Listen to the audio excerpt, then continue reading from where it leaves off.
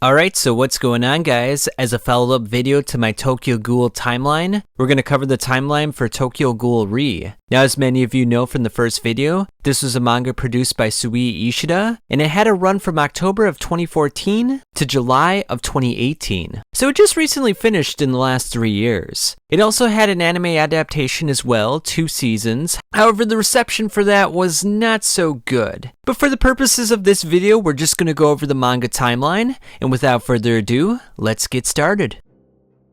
Slipping through the crowds, feeding on human flesh, they appear human, but they are not. They are called ghouls. Haise looks for Mato as he finds out she stepped out. Toru, a new recruit, bumps into a member of Hirako's squad, who are competing against him to capture ghouls. Akira mentions that their squad is lagging behind, and it's Heise's job to cultivate the next Kisho, Arima. Akira has high expectations for Haise, and doesn't want to be let down. Toru informs Haise that Yuri and Shirazu are after the torso ghoul. Haise is worried about his inexperienced officers and wants to stop them. Haise runs into one of Hirako's subordinates, requesting information so he can protect his team. After being denied, Haise and Toru head back to the main office. Yuri then abruptly stops a cab, due to the smell of blood on the driver. The cab driver releases his Kagune and begins attacking Yuri. Rank 3 investigator Shirazu then arrives, whom Yuri dubs is a pain in the ass. Shirazu gets impaled, and it looks like he's dead, until his eyes turn red. Yuri attacks with his Kagune and reveals that they are Quinks. The ghouls attack back, but Haise intervenes to save them.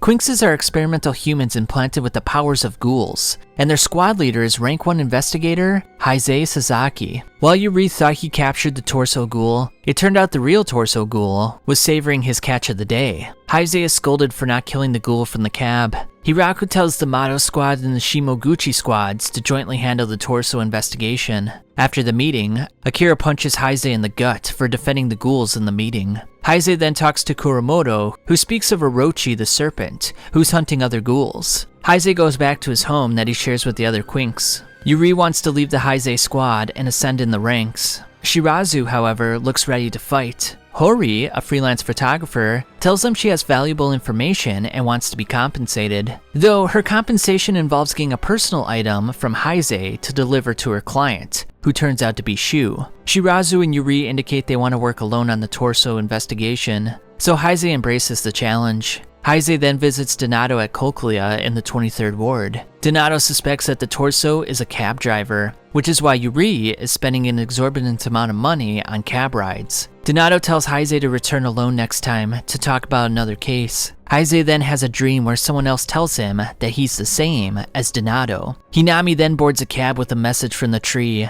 telling the torso that he's been marked by the doves for feeding too much. Hinami then remarks that the Quinkses sound like Kaneki. Hori hands Yuri and Shirazu photos of the torso ghoul that she took with her own camera. Haise is making no progress in the torso investigation. The torso hunts down people with a surgical scar on their body, so they'll concentrate their efforts on surgical hospitals. Toru then sees a woman leaving a hospital, and she's about to board a cab.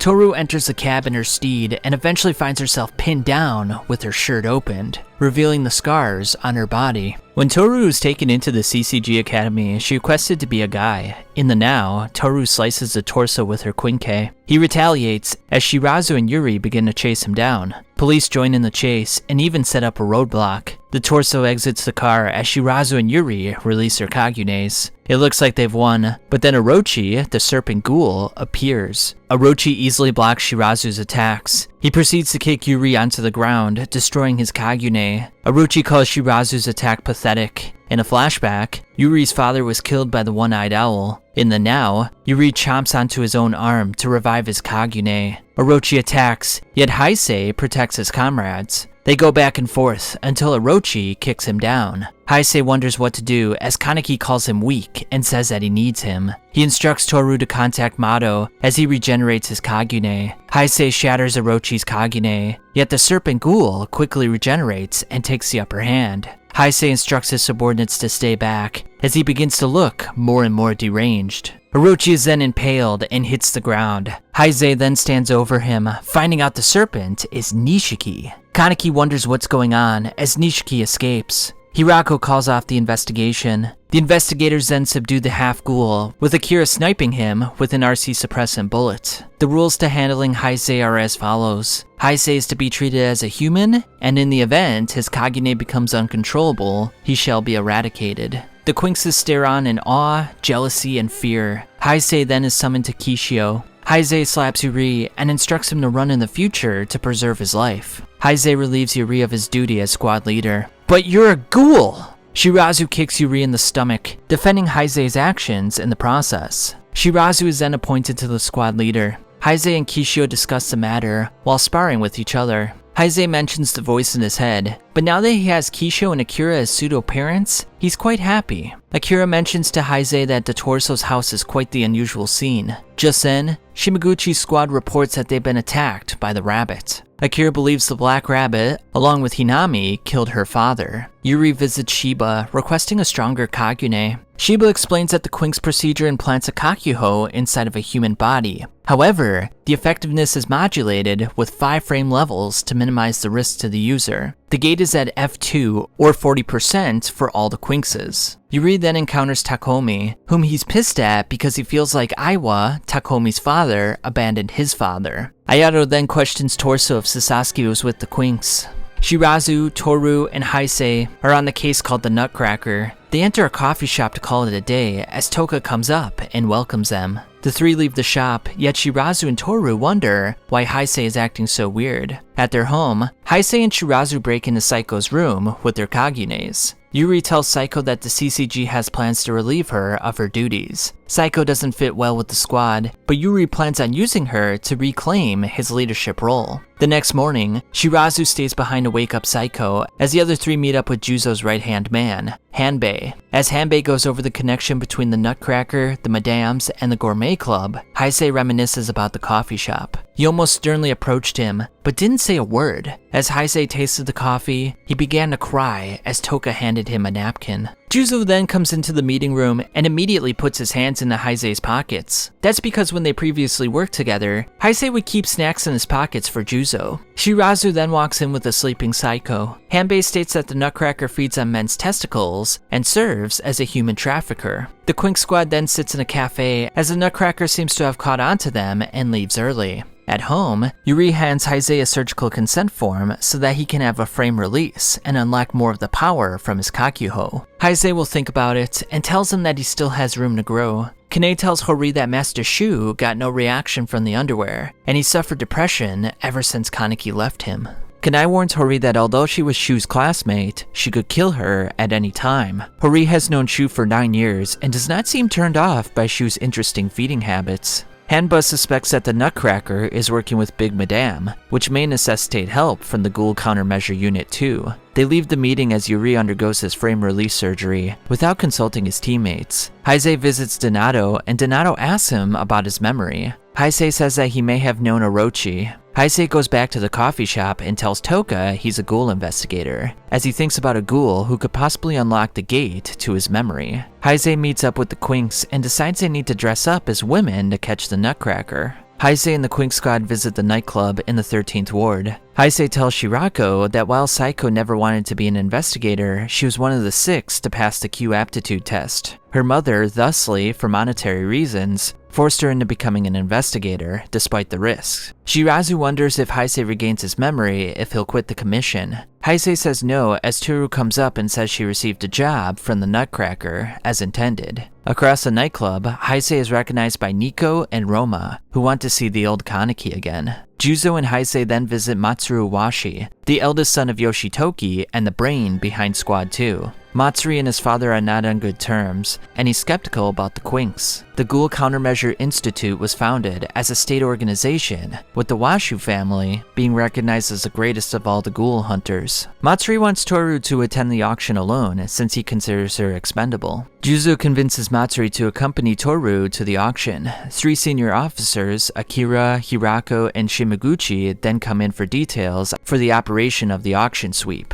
Akira tells Haise that everyone has lost someone at some point, so he has to be stronger and kill ghouls. Edo then approaches Ayato, saying that Tatora wants him to provide security at the next auction. Ayato goes to Hinami, who analyzes sound. The doves are concerned about the floppies too, which confuses Torso. The Q Squad trains together, as Yuri recalls going to Yoshitoki to authorize his frame release. Yoshitoki then consulted Kisho, who saw no problems with the procedure. Kanai then says she'll kill Haise if he really is Ken Kaneki. Juzo trains Toru in using multiple daggers. Toru mentions her fears, yet Juzo explains that fear is a friend of exceptional people. Hanba, Shirazu, and Saiko visit Shinohara, who's been slipping in and out of consciousness for the past 2 years. While leaving, the two run into Toka from the coffee shop. It is now November 11th, the night of the auction. Toru then wakes up in an unknown location as she loses consciousness. Big Madame is excited for her new little human pet. The auction begins,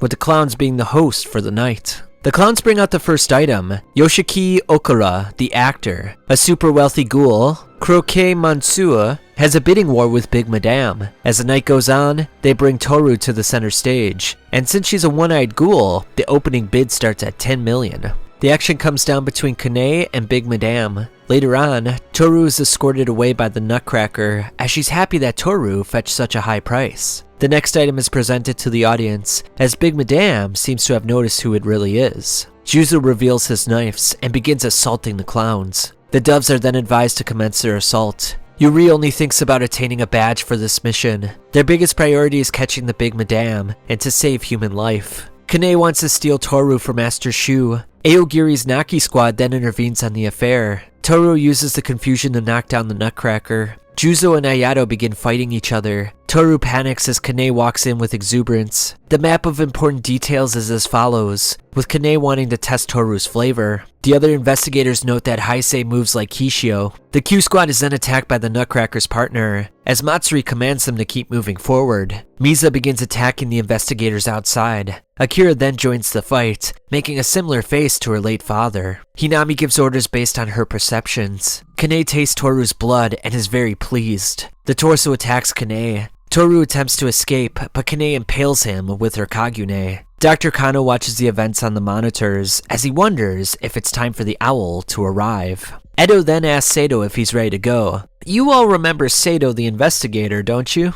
Toru escapes through the halls, wondering if his wound will heal. Romo feigns being in trouble as she impales Akaki Shibashi. Hirako's squad then joins in, as No Face casually greets them. Akira then lands a fatal blow on Naki with the Figuchi Quinke. Gagi and Guge protect their leader from enemy fire, as Naki cries over their bodies. Ayato receives a call from Hinami that Naki is outnumbered, as Juzo decides to hide for him for the moment. It appears that the Quink squad is replacing the old guard at the CCG, just like when Kisho arrived and caused envy and jealousy in his comrades. Ato's squad defeats the Nutcracker's partner, as the man himself is decapitated by Sato.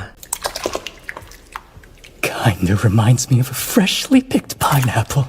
Sato dispatches with Ato's squad with ease. Hirako fights with No Face. Shibashu's squad is called in for backup, as No Face mocks Hirako by wearing a Kisho mask. Kanai takes the upper hand against Toru until Haise intervenes. Yuri and Shirazu attack Kaine as the ghouls recognize who Haise really is. Kaine battles the Quink squad, thinking of Master Shu the entire time. Matsumai saves Kaine and manages to escape. The Nutcracker obliterates the Oshoshiba squad, consuming a girl's face in the process. The Haise and Quinks are tasked with taking the Nutcracker out. Haise asks Yuri to escort Toru out, which angers him since he's aiming for an achievement. The Ato squad is ordered to back up the Quinks, but Sato is currently munching on his head. Yuri suspects that the ghouls are hiding in an underground facility. Toru stops in her tracks and begins to bleed from her wounds. Naki is caught and is shot by multiple investigators. Toji then recognizes Sato from his days with the CCG. Sato rips off her head in fury. Yuri and Toru discover the location where all the ghouls are hiding. Sato is told to relocate, but then he comes across Haise's group. He then ambushes Haise and knocks him down. Haise activates his Kagune to impale Sato in the air. Haise instructs Shirazu to depart. Shirazu then contacts Matsuri, and he instructs them to head toward the administrative building as Haise fights Sato alone. Yuri contemplates how he'll handle all the ghouls, as Juzo makes his presence known. Juzo and Yuri then jump down to the ghouls' surprise. Ayato saves Naki from certain doom. Juzo and Yuri unleash hell on the ghouls. Hiraku continues fighting No-Face as Roma kills Okumo with ease. Gambo grabs Takomi's leg, but the ghoul investigator punches back. Takomi breaks Gambo's neck as Hiraku stabs No-Face. Shirazu jumps towards the Nutcracker, but is impaled by her Kagune coming through the ceiling. With 2 Kagune, the Nutcracker is especially dangerous. Shirazu and the CCG officers struggle against the Nutcracker, as the Quinks nearly loses his balls in the process.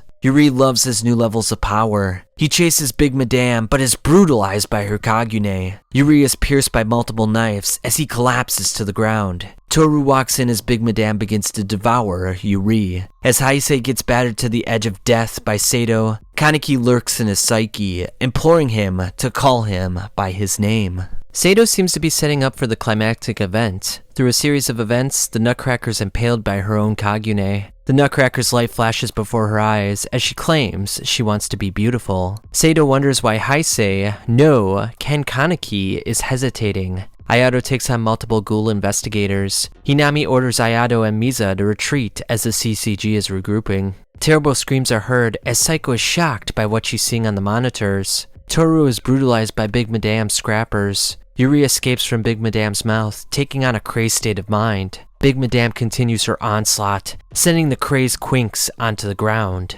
Yuri pities himself, wishing that everyone would just die. Toru releases his Kagune, comforting Yuri. Yuri smells menstrual blood from Toru, realizing that she's actually a girl. Juzo intervenes, acknowledging Big Madame as quote-unquote mom. Sato insults Heise's weaknesses, preparing for the final blow. That is, until Hinami comes in to save him. Hinami states that Haise is still useful to the Aogiri tree. Hinami and Sato begin fighting, with Hinami reminiscing about the meaning behind Kaneki's name, which means thin ice. Hinami cuts off one of Sato's hands, which gets him excited. Juzo corners Big Madame, who begs for him to spare her life. As she's about to proclaim that she never loved him, the Juzo squad takes her out. Juzo then says, "Goodbye, Dad." Hinami is badly hurt from Sato. Haise then states that he's not Kaneki. Despite this, Hinami is resolute in stating that Haise Sasaki is Ken Kaneki. While Haise fights Sato, he has an internal discussion with Kaneki. "Don't let me disappear," says the child version of Kaneki. Haise releases all his rage on Sato. While the auction sweep mission was taking place, the CCG, under Maruda, was secretly transporting Quinque steel. After Squad S3 finished their mission, they rushed over to the auction sweep operation to provide assistance. Among them was the CCG's Reaper, Kisho. Though there were numerous casualties, the auction sweep was mostly a success. The Aogiri tree failed to halt the Quinque steel transport and provide security at the auction. In addition, some of their members fell to a ghoul who cannibalized them. Akira then sees Sato for the first time as a ghoul. With Hinami in his possession, he asks Kisho to take charge of her for unknown reasons. Haise, now 1 year older, is promoted to the rank of senior investigator. Everyone else is promoted with Toru jumping 2 ranks. Juzo and Matsuri are promoted to special investigators. Despite Yuri's promotion, he's still jealous of Takomi. Aiwa then congratulates his son and Yuri. Meanwhile, Hinami is being held for questioning at Cochlea. Haise goes to the bathroom, interrupted by a vision of Kaneki, who tells him not to make him disappear. While watering the garden, Kaine remembers her first meeting with Shu. In the now, Shu is in agony and is encased in his own Kagune. While Miromo, Shu's father, grieves over his son's condition, Kaine checks in on him. Tatsura and Ayato discuss how they should retrieve Hinami. Sato provokes Ayato by stating Hinami was there to save Haise. Meanwhile, Haise meets with Hinami and reminds her that he is not Ken Kaneki. Afterwards, he meets with Assistant Special Investigator Kijima, who will be working with him on the Rose investigation. Shirazu has a nightmare about the Nutcracker. Special investigators heading up the Roswald family, i.e. Rose investigation. The Rose group is highly trained and leaves little traces of evidence behind, making them hard to track. Senior investigator Ihei joins the investigation, and the Quinks are surprised by her young age. Shirazu goes to pick up his new Quinque, but then thinks about the Nutcracker's last words and vomits. Hori tells Kanai to look for someone else to serve, but Kanai viciously fires back at her. Hori asks if Kanai would throw away the family just for Shu. Kanai returns to Shu's room, as he's in the midst of a deranged state of mind. They eventually subdue the gourmet as Kanai takes her frustration out on a tree. Kijima's group closes in on Matsumai, and it looks like she's about to escape until Ihei blocks her path. Haise then goes to visit Uda. Hirako is transferred, and Ito has taken over the squad. Haise thinks of how to proceed with the Rose investigation when S1 is working alongside them, and they're filled with elite people. In the now, Haise returns his mask that was sent out by Uda. Haise then wants to order a custom mask. While Kijima missed out on Matsumai, he did catch Yuma, one of the Rose members. In the interrogation room, Kijima threatens to send parts of Yuma back as a threat. Later on, Kanai asks Matsumai who she would hypothetically save, the Tsukiyama family or Master Shu. Shirazu, Saiko, and Takomi go to a bakery where Takomi recognizes a worker there, Yokira. As Yuri works out, he recalls a conversation that when ghouls get hurt, they develop more RC tubes. And if you have more RC tubes, the stronger you can be. So if you suffer more pain, the stronger you are. After teaching a class at the academy, Haise talks to Gomasa. The former interrogator at Cochlea emanates a dark presence and asks about Toru. Hori presents an idea to Kanai to tell Master Shu that Kaneki is still alive, as Haise. She hands Kanai several envelopes, which she presents to Master Shu. Shu is desperate to see Kaneki, so Kanai decides to accompany him. They approach the CCG building. Shu is overcome with emotions when he finally sees Haise in the CCG uniform. Haise, however, doesn't recognize him, which shakes Shu to his core. The Quinks then go have masks made by Uda so they can disguise themselves as ghouls for the Rose investigation. Kori denies Heise's plan for the Rose investigation. This is because she views Haise as a ghoul and a danger to the CCG. On the CCG website, Kijima posts a video of him torturing the ghoul they captured to entice the Rose members. Uda then tells Yoma he's friends with Haise. Kori excoriates Kijima for his methods, yet he seems unfazed by this. Shu blames himself for Yuma's capture, but he has a plan to rescue him. Shu tells Kanai that his plan involves reviving Kaneki's memories. Shu then meets Haise to discuss Tatsuki's books. Haise excuses himself away though, as Kaine tells Shu they'll have their opportunities in the future. Shu then wonders if the people of Anteiku know if Kaneki is still alive. Hori is then chased by the CCG for aiding ghouls so that she can acquire premium photographs. Yuri then recognizes Kanai from the auction and a battle ensues. The Aogiri, who were hired by Kanai, then confront Haise and the others. The Torso then appears from the shadows to fight Toru. Grave Robber then steps in to defend Torso with her Quinke. Shirazu looks to use his Quinke, but he is paralyzed by the haunting memory of the Nutcracker. Yuri takes on Kanai by himself, easily taking the upper hand. While Saiko hides from the others, Shikorai bears down on her. Kanai manages to escape. Toru's fight with the Grave Robber intensifies, with Yuri coming to her aid. The others converge on Haise as he handily scares away the other ghouls. Shikorai eats Saiko until a mysterious figure blasts him away. Kanai walks away in failure as Edo giggles from a rooftop. Shu then goes to the coffee shop to pay Toka a visit. At the coffee shop, Shu talks to Toka and Nishiki about bringing the old Kaneki back. Toka, however, thinks it's better if he doesn't come back to the ghoul world. Shu promises he'll bring Kaneki back and leaves. Shirazu thinks of his sister and her RC cell oversecretion disease and how he needs money to pay for the treatments. Investigator Fura gives Shirazu advice on his Quinke use. Shirazu then shaves his head, promising everyone he'll be a better squad leader.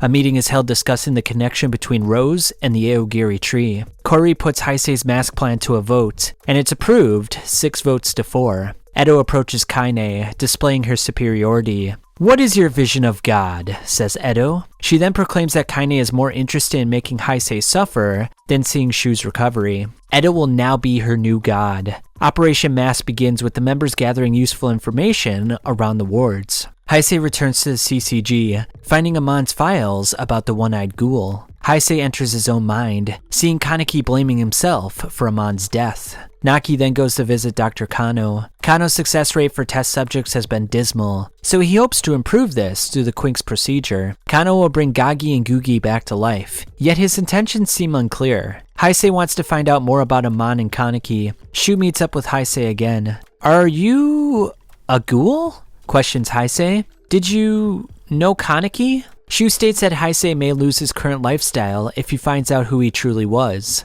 A million thoughts race through Shu's mind as he remembers the good times with Kaneki. Shu doesn't divulge any information, as he's unsure of himself as he leaves. Aliza fails to save Yuma and is murdered by Kijima. The chairman of the CCG orders the eradication of the Tsukiyama family. The Quinks prepare for their upcoming mission. Haise then agrees to teach Shirazu about his Quinkei. At the CCG, Haise asks Akira about Amon. Akira gives vague answers, which throws Haise into a fit of rage. Akira embraces Haise and says, "You are you. Names don't matter." Mirumo gives Shu some coffee that knocks him out. The father instructs Matsumai to take him away before the CCG enters the estate. Meanwhile, Edo tortures Kaine, telling her she'll be loved. Kori takes Mirumo into custody. The investigators wonder where all the other ghouls are and notice that all the cars are missing. Shu wakes up to Matsumai's voice. Master Mirumo gave himself up so they can escape. They're heading to the 8th ward to escape via a helicopter. Shu arrives at the Luna Eclipse building, where his helicopter is being prepared. But it's not long before the CCG arrives and begins their extermination. Matsuri then arranges an assault chopper for the cleanup. Off in the distance, Edo says to Noro, "Commence." The battle quickly becomes a bloodbath. Kori instructs Haise to head up to the roof, so Haise breaks a window and makes his ascent. Matsumai tells Shu she's heading to the lower levels. She confronts Ihei's group as Shu walks up to the rooftop to see his escape helicopter destroyed by Heise's group. "Are you freaking kidding me?" says Shu. As Haise stares at Shu, he tells Kori there's no sign of him yet. Haise advises Shu to surrender, and he'll henceforth take charge of him like he did with Hinami. Shu refuses Heise's offer by kicking him in the stomach. Kaine brutalizes the Shimaguchi squad. She then heads to Master Shu's location. Matsumai recalls her training as she fights with Ihei. She then impales Ihei through the chest. Ito and the Quinks then confront Noro. Noro destroys several investigators with ease. Psycho activates her Kagune and cuts Noro in half. The ghoul, however, puts himself back together again, continuing his onslaught. Myro jumps ahead, telling Matsumai to take care of Shu. Ihei obliterates him with a lightning shock, but he presses forward to decapitate her. Myro then distracts Kijima, so Matsumai can use a chainsaw Quinkei to cut into his face. Despite this, Kijima continues to battle with Matsumai until she finally puts him to rest. Furuta, Kijima's partner, uses a distraction to gouge Matsumai's eyes. Meanwhile, Shu seems to have no qualms about killing Haise so he can escape. Haise takes the upper hand though, until his right arm is severed off. Haise screams while Kaine throws his arm off the roof. She then slams him against a wall with her Kagune. The Quinks struggle with Noro. Toru and Shirazu combine their attacks to explode Noro's torso, as Shinji stabs him in the head. Noro activates his Kakuya, which wreaks havoc on the investigators in the vicinity. Kaine holds Haise on the edge of the skyscraper. Haise thinks of Kisho before he decapitates Kaine with his legs. However, just like Noro, she reattaches her head. Kaine then recalls how her family was displaced by the CCG, and how they eventually all died for her sake. She thusly pretended to be a boy at the Tsukiyama estate, which didn't trick anyone except for Master Shu. She remembers her torture with Edo as Haise slams her against a wall. Shu feebly holds Haise back as Edo lunges in to take on the CCG investigator. Moments prior to this, Edo bursts through Matsuri's helicopter as he managed to throw a hook onto the building to save himself. Kaine, under Edo's orders, begins assaulting Haise, as Haise enters into the deep regions of his unconscious. "Hey, weren't you going to save me? I used to get spanked all the time by somebody I loved.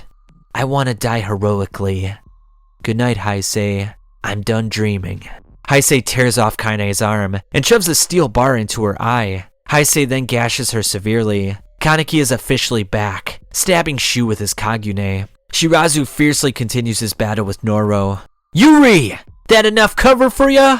Yuri wishes for Shirazu not to die as he lunges in to obliterate Noro's head. Shirazu is in bad shape after the confrontation. Yuri worries that Shirazu may have taken too much damage. Shirazu talks about his sister as he finally succumbs to his wounds. Matsuri attempts to collect the troops to battle the one-eyed owl, but Yuri is troubled by his indifference to all the deaths. Kaneki dodges Edo's attacks. He says that Kuzin, his father, wanted him to save her, which she laughs off. Kaneki narrowly misses Edo's real body. "Why should I save trash like you?" Edo's Kakuya begins babbling nonsense as it chases Kaneki on the building. Kaneki lures the ghoul in and impales her with his kagune. Edo comes flying out and licks her own blood off of Kaneki's face. Kaneki slices her in half, as she claims that she likes him. Kori arrives on the rooftop to see Kaneki feasting on Edo's kakuya. Despite the fatal injuries he caused to Edo, Kaneki tells Kori that the one-eyed owl escaped. Kaneki then tosses Shu off the building with his kagune.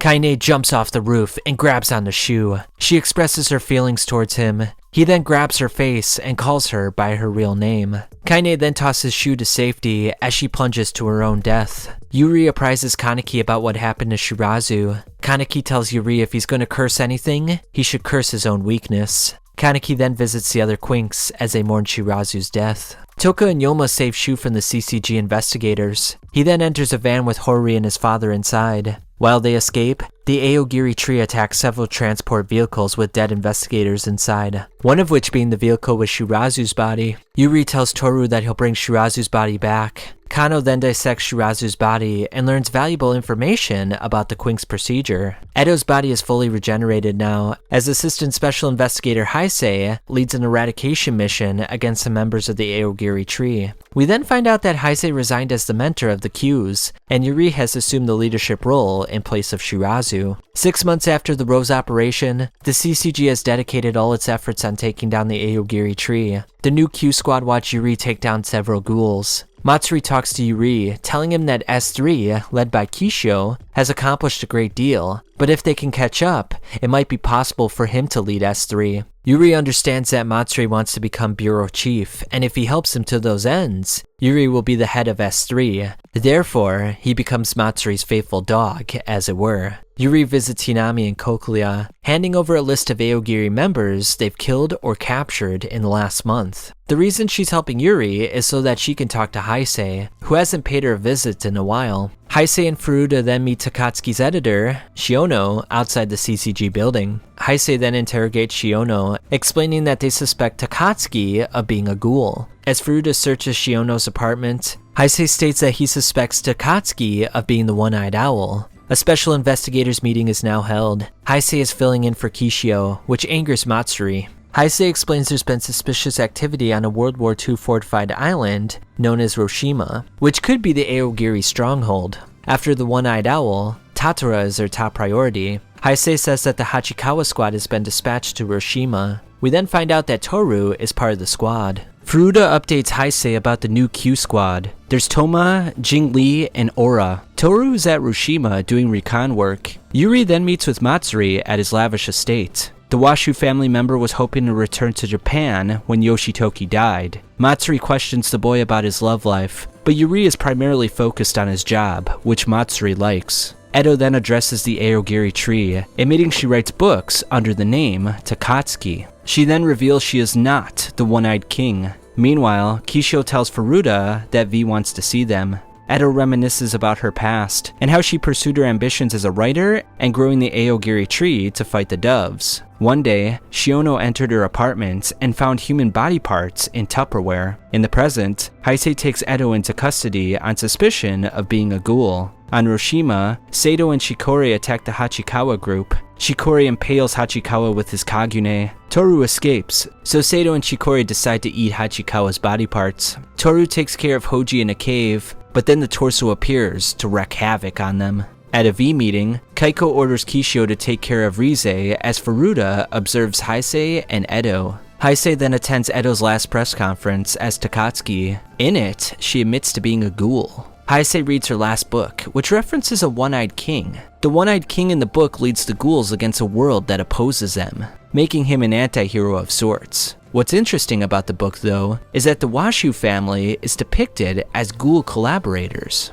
Yoshitoki orders more ghouls to Rushima. A flashback is shown with the original Quinks agreeing to pay for Shirazu's sister's treatment. In a cave, the torso confesses his love to Toru as he holds her severed limbs. Edo informs Haise about the V, and how the RC scanners were set up to avoid detecting certain ghouls within the V, including Rize. We see a flashback where Kamashiro takes Rize in. He decided to take the rap for her murders, and thusly went to Koklia for her. But Edo broke him out. He thusly established a truce with Yoshimura to protect Edo if Yoshimura would protect Rize, hence the reason that Yomo saved Rize at the lab. Kisho wants to thusly eradicate Kamishiro, i.e. Sachi. Kisho's men battle with Sachi. The Reaper eventually finds his weak spot and impales his neck. Banjo reads Edo's book as Ayato drops in. Haise tells Yuri he won't be part of the Rushima investigation, as he'll be guarding their most important prisoner. Haise asks Yuri to save Toru, to which he agrees. Edo then calls Furuta Kano's clown.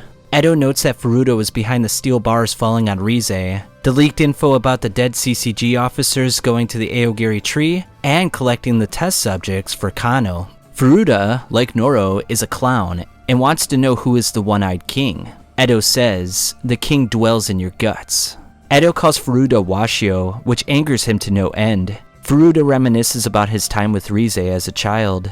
Haise heard the conversation through a recorder. Edo then requests that he kill the one-eyed king, but he doesn't know what she means by this. The CCG assembles for the Rushima mission. Banjo assembles the gas mask to breach Cochlea with Ayato. The CCG engages with the enemy on the shoreline. Haise then recalls his imprisonment after the Extermination mission. During this time, Kisho brought him books and gave him a new name. Ayato has security clearance for Cochlea. He enters, but the alarms go off to his surprise. Haise then prepares himself for the impending battle. Furuta hands Edo pate made out of shiono. Furuta goes to the camera room and finds out that Haise is releasing numerous prisoners from their isolation cells. Ayato and the gas mask enter the facility. Meanwhile, Haise searches for Hinami's cell. Kisho attacks Ayato, but 33 saves him from danger. We see a flashback with Hide, in which he allowed Kaneki to eat him to fight Kisho. Kaneki enters Hinami's cell to save her. Hinami slaps Kaneki in the face, blaming him for being an investigator. This is his last job though, to get her out and die at the hands of Kisho, since no one can defeat him. Ayato struggles with Kisho. CRC gas is released as the CCG shoots down the ghouls. Ayato and the ghouls escape. He then remembers when Hinami joined the Aogiri tree to become stronger so she could protect those that she cared about. As the ghouls take their masks off, it is revealed that Toka and Yoma were helping out Ayato. Kaneki escapes with Hinami in a secret path, as Furuta confronts them from the rear. Furuta attacks Kaneki with a chainsaw Quinke. Kaneki smashes Furuta against a wall and knocks out a tooth. Hinami knocks Furuta out with her Kagune as the two escape. Ayato's group then fights a group of hooded investigators. Kisho intervenes. Yomo takes him on as he reminisces about his eldest sister, who is Toka and Ayato's mother, making him their uncle. In the now, Yomo pushes Toka out of the way and gets stabbed by Kisho. In the past, Toka's father, Arata, blames himself for his wife's death, to which Yomo viciously agrees. Arata then decided to get stronger to protect his children, but it backfired on him. Yomo has never admitted to being Toka and Ayato's uncle. In the now, Kisho subdues Ayato. Yomo viciously attacks Kisho with a lightning bolt, but he nullifies it and attacks back. Kaneki then steps in to protect Yomo. Kaneki and Kisho engage with each other. Kaneki then instructs Ayato to escape through the lowest drainage port with the others. "I'll see you later," says Toka. "Oh, Toka, that's kind of harsh." Ayato's group collects Hinami as they continue their escape. "I will be the pawn to buy them time." The two lunge at each other as Kaneki thinks of Kisho's teachings. Kisho impales him as they fall to a lower level. Yoshitoki hears about the attack on Cochlea. Torso obsesses over Toru, but when he makes a face, he bashes his head in. Toru remembers her father abusing her as a child. He wakes up as Torso apologizes for what he did. Kaneki thinks he's discovered a weak point in Kisho's defense, but the Reaper slices off his legs. Kaneki's hopes of seeing Toka again is crumbling before his eyes. No one understands Kisho, yet Kaneki views him as a father figure. Kaneki attempts to heal his legs, but he's stabbed by Kisho. The Reaper will kill the others in 5 minutes, as he says he's wasted his time on Kaneki. Kaneki destroys Kisho's Quinke as he enters his Kakuya. Kisho pulls out a new Quinke, titled Owl. Edo is impressed that Kaneki is still alive. Ayato's group meets up with Banjo. They begin escaping as Furuta reactivates the compactors, crushing the ghouls. Edo smashes through the compactors in Kakuya as Ayato's group gets moving. The battle intensifies between Kisho and Kaneki. Kisho gashes into him, cutting off his limbs in the process. Every time he regenerates, Kishio cuts off Kaneki's limbs again. "I did all I could," says Kaneki. Hide appears in his mind, urging him to keep fighting to save his friends. "Hide, I miss you." Hide implores Kaneki to live, no matter what. Kaneki renews his battle with Kishio. Edo rampages through the V as Furuta runs off in fear. It looks to be over, but then Furuta attacks Edo with his Kagune and reveals he's a one-eyed ghoul. On Rushima, Kuru speaks of meeting father once again. Misa, a new member of the Aogiri tree, meets Naki. She later sees him crying when he remembers all of his lost comrades. Hanbei stabs one of the white suits and starts fighting Misa. Misa was part of an organized dwarf ghoul society that lived underground.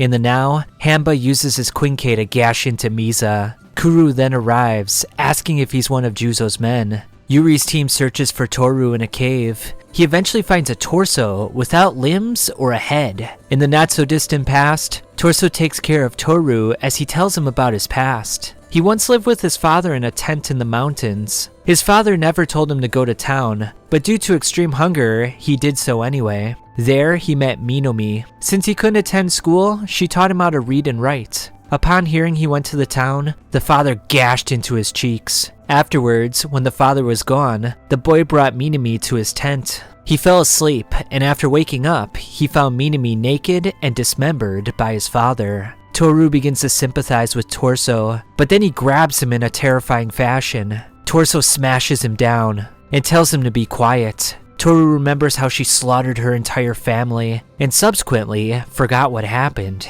He remembers skinning a cat alive at the academy. At the auction, he ate a CCG investigator. Toru comes to his senses, with all his limbs intact. He then sees Torso's torso, and remembers killing him. Yuri then reports the dismembered corpse. Yet he wonders who did this, and where Toru is. Hanba and Kuru continue their fight in the forest, yet the ghoul is proving too much for Hanba. Juzo leaps in and slashes at Kuru. She dodges the first strike, but then is hit by multiple daggers. She pulls out the daggers and shows Juzo that her sister, Shiro, still lives as a part of her. Kuro wants Kano to fix her and her sister. The Juzo squad gets in position to fight Kuro. Juzo attacks with 13's Jason, but Kuro breaks the Quinke and impales his chest. At Cochlea, Kaneki creates a Kagune net to trap Kishio. Though Kishio does well to avoid multiple attacks, Kaneki manages to break the owl Quinke. Furuta notes that Edo's father, the owl, is done, as he stands over her in a victorious fashion. Furuta's Kagune is from Rize, just like Kaneki.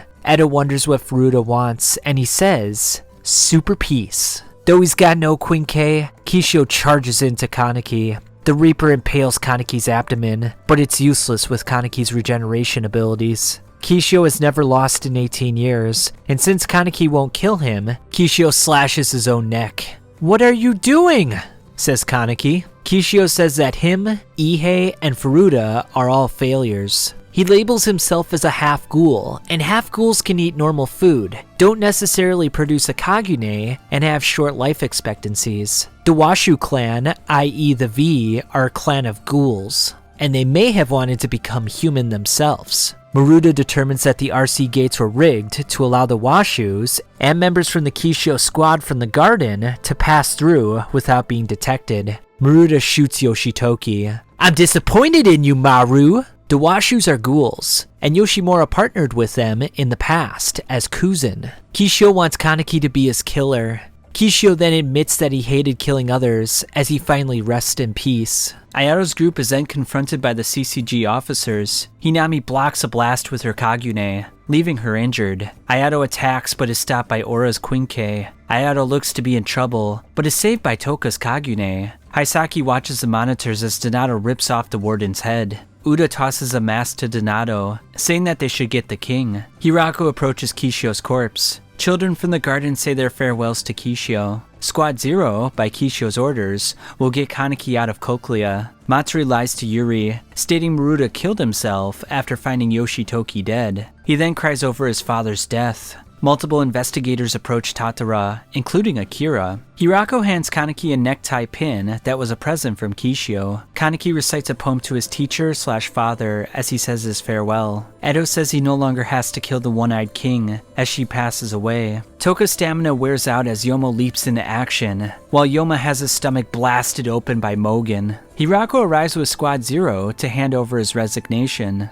Edo and Kishio, the One-Eyed King, kept the throne warm for its new successor. Ken Kaneki's the new One-Eyed King, and the throne is his to do what he wants. By the way, Ri means king. Kuro killed Juzo, yet she wonders why the squad is so calm as they attack her. She claims they never liked him, but they laugh this off. Juzo descends like a predatory bird to cut Kuro in half. He proceeds to slice her arms to pieces as she runs away in fear. Juzo's squad will provide assistance to Hoji's squad in battling Tatara. Meanwhile, Sato chokes Akira. Tatara says it all ends tonight as he enters his Kaguya. Hoji taunts him by saying that he resembles his brother, whom he killed. Tatara's Kagune produces massive flames. Hoji charges in and dodges Tatara's attacks. He calls for Chi-Shi, a quinquet made from Tatara's brother, as he prepares for the final blow, until Sato provides a distraction. Tatara is pissed, shooting flames at Sato. However, Sato lights Tatara on fire and brutalizes him. Grave Robber attacks Sato, calling him a traitor. Sato knocks her down and finishes off Tatara by impaling him multiple times. Sato then seeks praise for his accomplishment, but Hoji wants him dead. Sato cuts off his head and chokes Akira. Amon lunges in, yet Sato cuts off his arm. Sato recalls his time in Kano's lab. Kano states that out of the 63 subjects, Sato was the only successful owl. Takizawa, you're a ghoul now. Kano subjugated Sato to extreme torture to induce RC pathways to increase his regeneration, thereby creating another quote-unquote Kaneki. Akira is shocked to see Mado. Mado claims he's here to save his old friend, Takizawa. Kuro then returns to her daddy, Kano. Kuro wants to kill Kano, yet she wishes for him to save her sister first. Kano verifies that her sister is indeed dead, and sends his new Q onto her. Sato urges Amon to save him, with a devilish smile on his face. Sato pierces Amon with his Kagune, calling him a failed creation. "You're not a ghoul," says Amon. "You're a ghoul investigator." Sato knocks Amon back, but then a dagger lunges into his eye. The dagger came from Toru, who's here to assist Akira. Meanwhile, Kuru takes down the Q, but stares down several more. Elsewhere, Misa wakes up to see several dead CCG investigators as Naki passes out. Kori attacks Misa, with Naki coming to her defense. Kuru is then overwhelmed by the sheer number of the Qs attacking her. In the past, Kano states that Kuru and Shiro's father was a supporter of the ghoulification procedure. Well, in reality, he was in massive debt, so he allowed the CCG to conduct experiments under his mansion. He intended to expose their abhorrent research, but then he was mysteriously killed. Kano wanted the twins to clear their late parents' name. In the now, Nishiki attacks Kano. Shu then joins Naki and Misa in their fight. Naki doesn't remember Shu. Shu then attacks Kori. Nishiki attacks Kano with his Kagune, but Shikori cuts it in half, as Roma impales Nishiki. Meanwhile, Sato catches Toru in midair. Toru then spits blood in his face and kicks him in the balls. He then pins down Sato and stomps on his testicles. Toru looks for the final blow,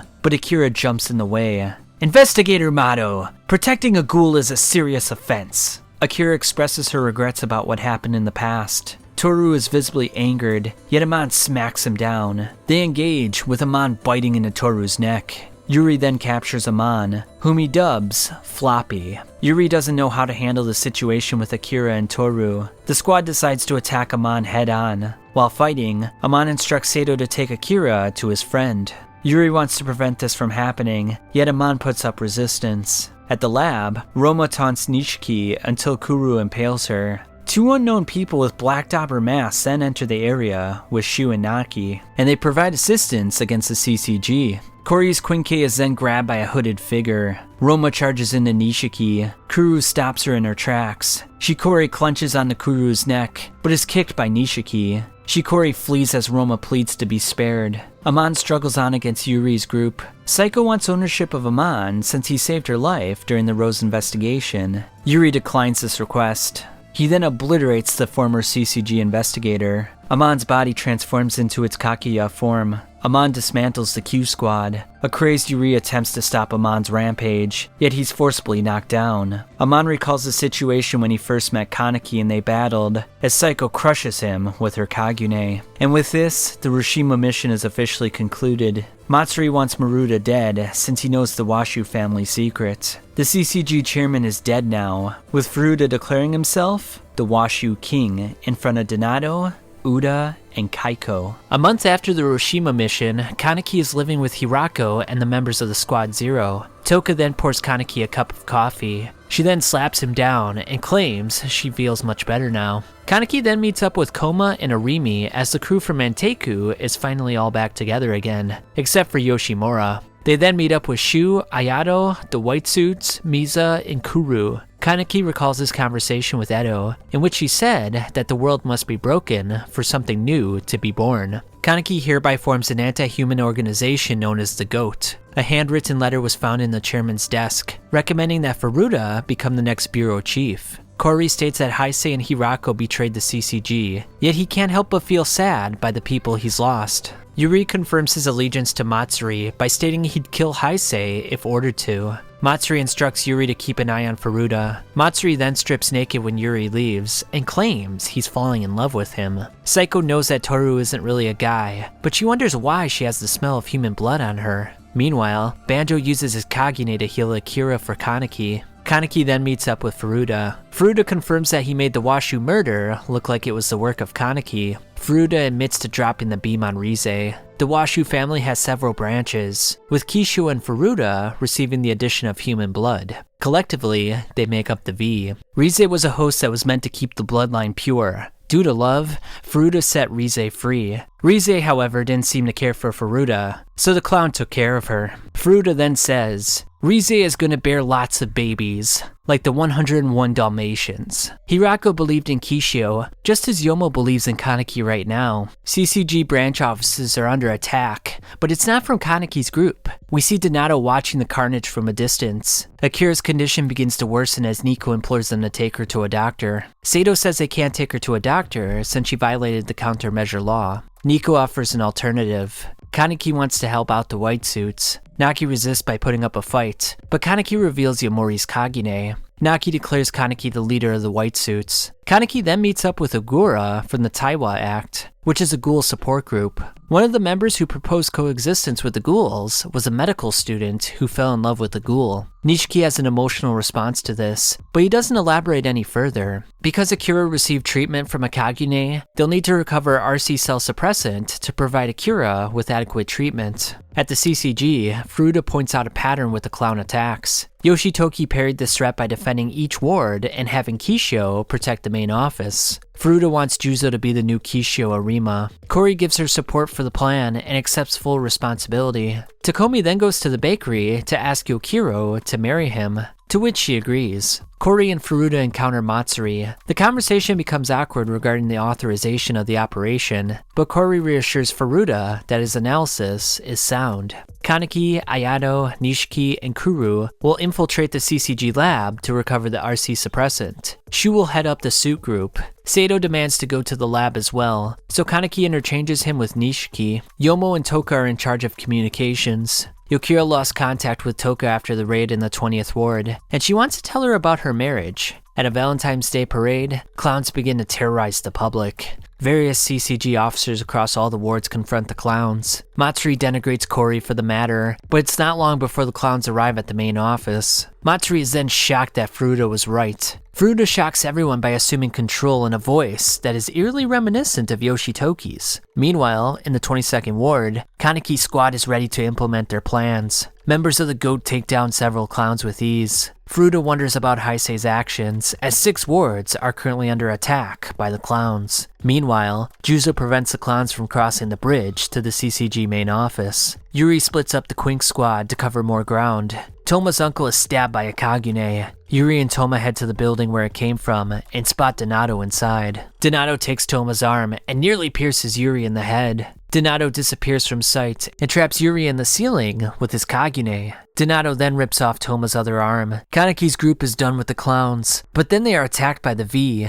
Kaneki wants to help, but he has to fulfill his other plans, so he leaves Shu in charge and leaves. Yuri remembers talking to Dr. Shiba, who stated that his RC level was equivalent to a ghoul. Shiba states that if he went beyond frame 3, that there wouldn't be any coming back. Yuri then questioned Shiba about Toru's RC level. Meanwhile, in the first ward, Toru's team takes down some clowns. Furuta pretends to be surprised when told about the V's involvement in the 22nd ward. Since the goat is opposing the V, they'll be treated as hostile ghouls. Kaneki can't seem to shake the members of the V, so he decides to jump on a train, leaving the V agents in his dust. Donato talks about his orphanage that was taken from him by a certain investigator. Yuri breaks free to tackle Donato down. Donato impales Yuri with his Kagune. He then reveals that Yuri's father was the one responsible for taking his orphanage away from him. Mikito, Yuri, and Aiwa took Donato into custody. Amon was found in his basement wearing a surgical mask. In the now, Donato runs Yuri's face across a shattered window. Yuri remembers his father as he stands up and reveals his Kakugan.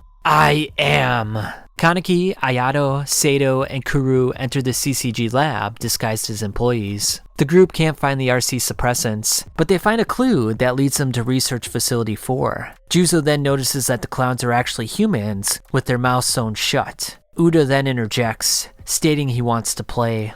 Juzo attacks Uda, the mask comes off and it's Shinohara, or an illusion of Shinohara. Hanbei slices Uda vertically across the face. Juzo gives Nakarai the order not to engage with any non-hostile clowns. Yuri and Donato continue their hostile fight. Donato pities the poor child, blaming his father for everything. No matter what Yuri achieves in life, he will never be fulfilled. Yuri, I can say with absolute certainty that your father is the one you truly loathe.